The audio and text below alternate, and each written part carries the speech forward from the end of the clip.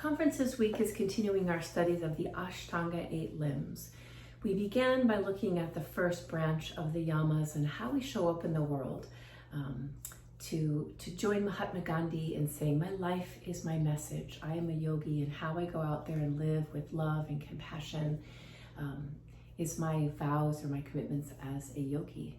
So we began the studies of the second branch, which is the NiYamas, and how we show up for ourselves also winds up being a sense of how we show up in the world, because the way we treat ourselves affects then every other aspect of our life.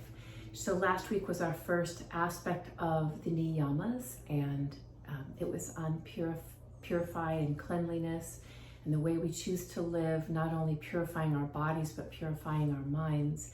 And this week we're moving into the second aspect of the NiYamas, Santosha. And Santosha translates as contentment. And it's interesting because I think in the West, when we think of being content, we think of maybe settling for something. And to the yogi, this is held at the highest regard, the highest respect, to live our lives in a content way that we live from the inside out.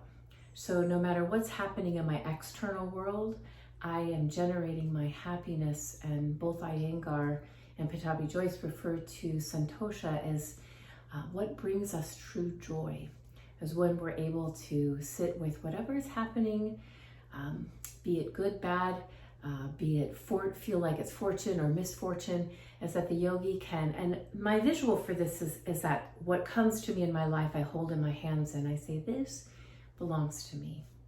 Sometimes, if you watch the full conference, sometimes there are things that we raise our hand for, like I raise my hand to be a yoga teacher. I raise my hand to be part of this family. I raise my hand to live in this house, and other things that come into our life. It's like, I did not raise my hand for this. I did not sign up for this. And also sharing that, sometimes if we were to ask, hey, did you sign up for an easy life? Like, I don't think any of us would say, yeah, just give me an easy life.